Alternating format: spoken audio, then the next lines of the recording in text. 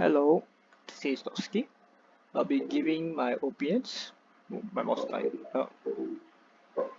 I'll be giving my opinions on the new operators that will be upcoming.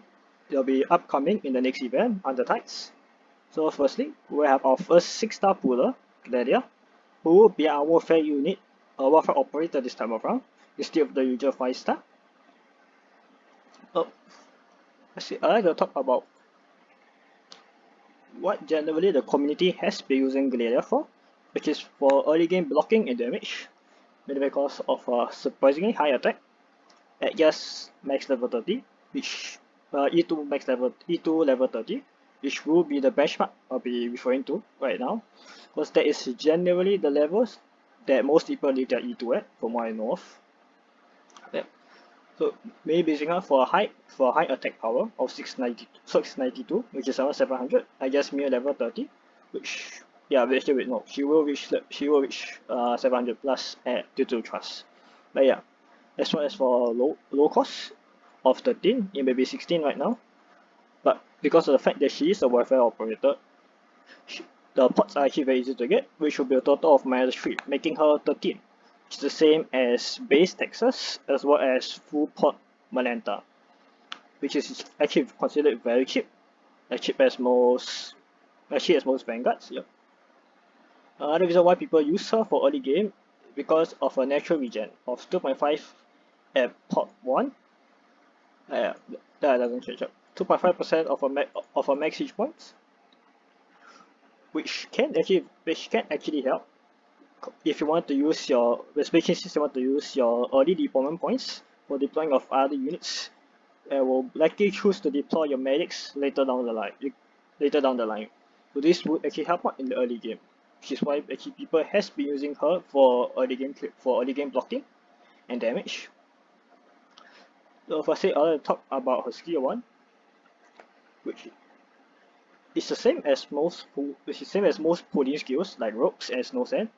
The only difference is the fact that she can separate your whole charges, which from what I know, even Reedy, the 6-star pusher that we have, skill 1 cannot hold any charges. So she'll be able to hold a maximum of 2 charges at max rank 7, and have an increase of 1 charge that she can hold as just mastery 1 already. So to be honest, the reason for you to mastery 3 is only for the large force, which won't be very important in general content. So generally it is fine to defer a mastery 1 if you are using the skill 1 just for the extra charge. Whereas skill 2 is the skill that the majority of community has been measuring that it is the main skill, because for 20 seconds she will increase the attack range to that same of Cliffheart's second skill, while also changing every single of her attack into attacks that will do extra damage while also pulling them in. Which I'm not exactly sure how useful the pull is, but the increased damage that she does is considered very high, and it's actually in fact higher than skill 1. So this is the general skill that the majority of the community has used, but based on my talks with my friends who have played from CN, they found skill 3 to be more useful for them, which do have to take into consideration the fact they don't really play CC that much, so maybe their opinions are skewed towards their way. I wouldn't know. I'll have to try out myself first. For skill 3, she summons a tornado. She targets the furthest away target and generates a tornado centered around the target, where the inflict movement speed decrease of 50%, as well as doing arts damage every 1.5 seconds while putting them towards the center of the tornado. This is actually very useful considered by friends, where they mostly use it for crowd control, as well as to set up for skills like Reedy skill 3, Kafka skill 2, and W skill 3, where you want to gather as many enemies as possible into one tile for the big burst of damage. So yeah. So generally, I would personally also think skill 2 will be the more useful one, whereas skill 3 is more useful for setting up. So yeah, that is my consensus, at least for now. maybe it will change when I get my hands on her and actually try it out. I am planning to build her up. Maybe not to E2, because yeah, maybe not E2 because of this, but yeah, I am intending to build her up. For the next operator, it's the 5-star of the summoning banner, Kafka, who is an Emmity guard, same as like Hellagur and Utage, where she cannot be healed by general means, like our normal medics, as well as healing defenders like Gami, but can be healed by passive regen, for example like Perfumers and Angelina's talents, as well as certain skills, which from what I know of is Let Me Shine skill 2 and Suzuran skill 3. I'm not sure if there's any other, I may be mistaken, as well as being healed by bards like Sora and Skadi Alter. But yeah, generally we want to be healing enemy defenders. Like Utage, you'll be using her for AD drop. So once she's not for drop, you'll just retreat her.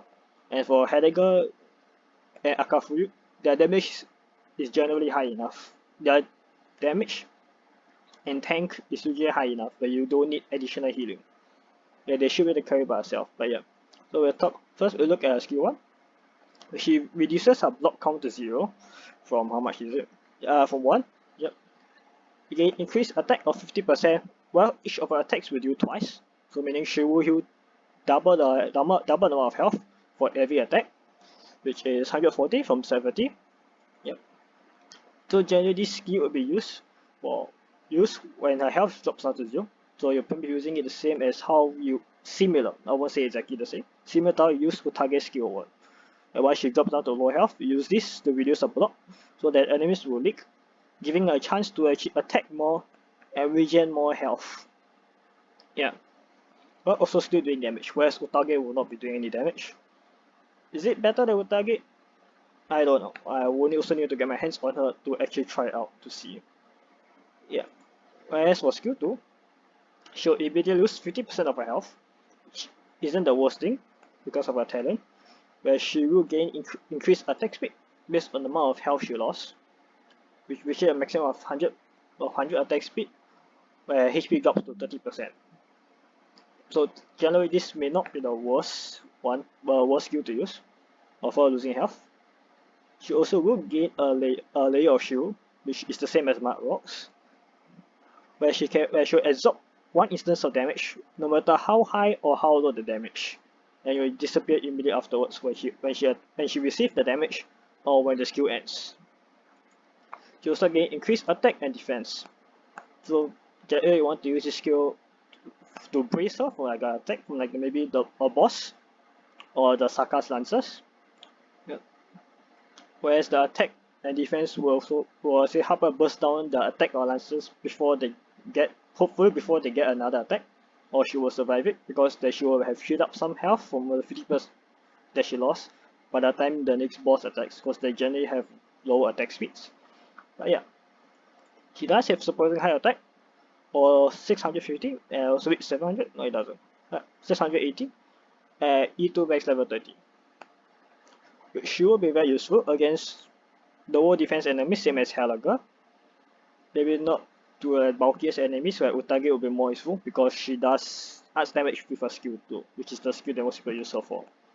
But yeah, I would say she is also quite strong, but more situational. Next operator is Kal'tsit. Let me get it back to level 30. I'll check out some stuff. Yep.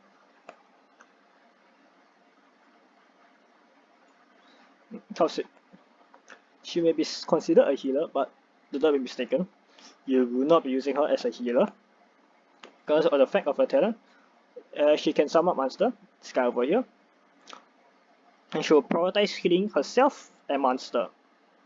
So yeah, you will generally not be using her as a healer. I mean, she can heal other allies, but she'll be prioritizing herself and monster. Another thing to think note is that if outside of Kal'tsit's range, monster defense will be dropped to 0 from, yeah, HSC is what, right? P5, right? Yeah. Actually, this is regardless of skills. Because for example, skill 1, the skill is multiplicative of 120%. 120% of 0 is still 0. So that is something you also want to think of. But yeah. The other talent is that a master is defeated. It does not include you manually retreating master itself. He must be defeated by enemies.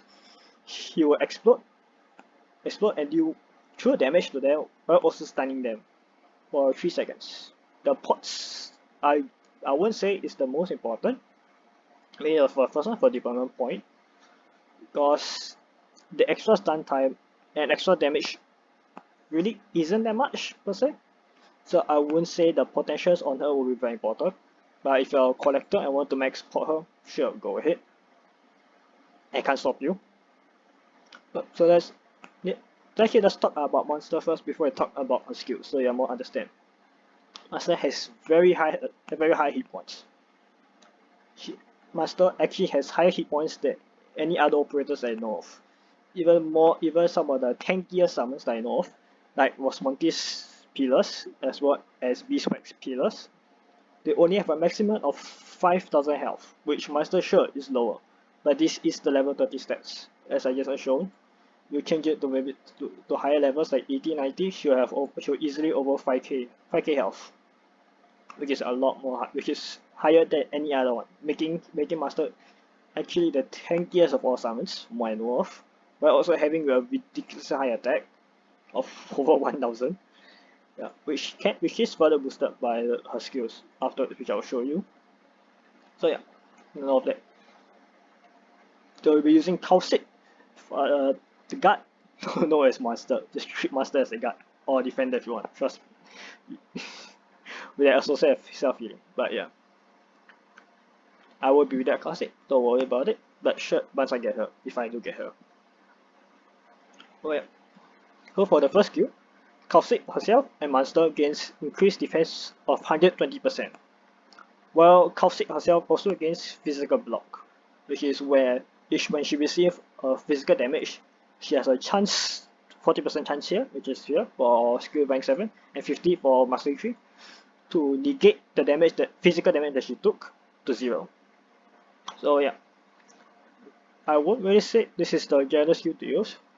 The only reason why you may want to use her is for defensiveness, I guess, for Kal'tsit herself, because the other skills doesn't really buff Kal'tsit much in terms of defense. Yeah, skill 2 does buff attack speed, but yeah, the skill 2 and skill 3 are more focused on monster herself, where this actually helps to give Kal'tsit more survivability. So maybe if there's like operators, the enemies that target range operators first, you may want to pick up this skill to help Kal'tsit survive longer. Consideration, I guess, but generally you won't be using this skill much often. Her main skill is her skill 2, where she gains increased attack speed, and master also gains increased attack, while also hitting enemies equals to master's block count, which is 3 as I mentioned. This is the general skill we're using, since it also providing extra survivability to both Kal'tsit and master itself. Since Kal'tsit is getting increased attack speed, so the healing will come down faster and faster, yeah. And you're changing master into basically an AoE guard. So yeah, this is the general skill we're using. The only thing that's probably holding it back is the fact that the skill is tied to monster. So meaning that Kal'tsit will not be regening any SP when master is not deployed down, and when master is retreated, either forcibly or manually, Kal'tsit will lose all SP and becomes unable to gain SP, as you see down here. Yeah. But generally, this will be the main skill that we're using Kal'tsit for. Though if you have a specific condition that you want, like boss killing, you'll be using skill 3. When master gains defense, as well as attack, high attack, that will gradually decay over the skill duration to 0% when the skill ends, and while also doing true damage, which means that it is not influenced by an enemy's defense or resistance. Yep.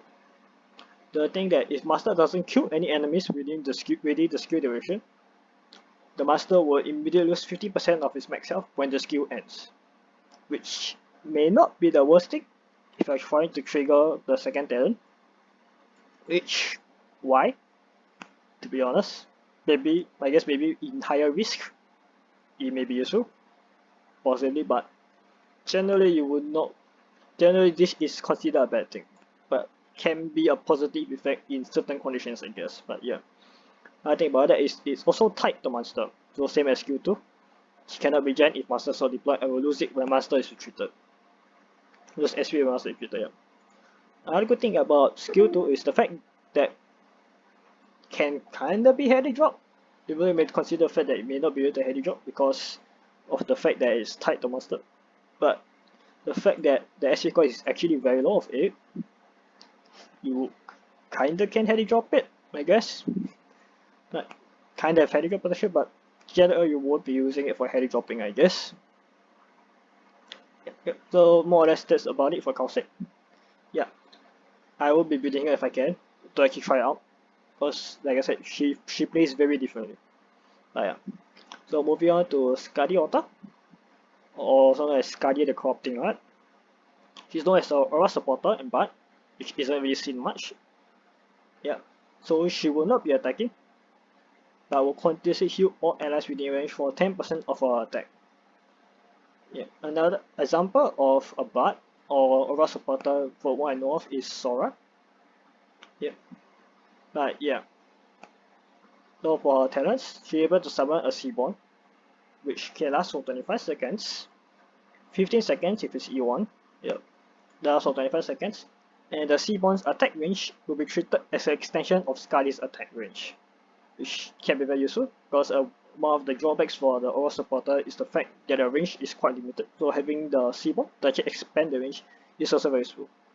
Aside the fact that any range that the Seaborn and Skadi stacks over, the operators within that tile would actually gain double, also actually gain double the healing, as well as double the effects. I think so. I'm not too sure about the effects, but I do know they do gain double the healing. Effects I may have to check out. But yeah. The other talent that Skadi Alter has is the fact that if there are any allies within Skadi range, she gains an increase in her own attack. And they are Abyssal Hunters, which I know of is Gladiia, Spectre, and one more. I can't really recall actually, but yeah.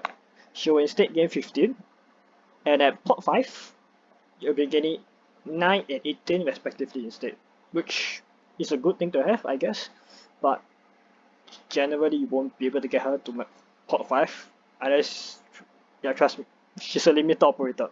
You will usually not be getting the pot 5, so it's not really that important, I guess. So yeah, so for her stats, quite low actually. But considering the fact that the healing is per second, it's actually a decent amount of healing. I won't say it's very great, it's actually a decent amount of healing because of the fact that it's per second. So yeah.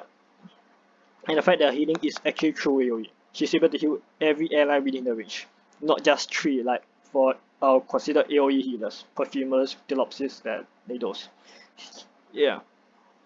Oh, let's look at her. Yeah.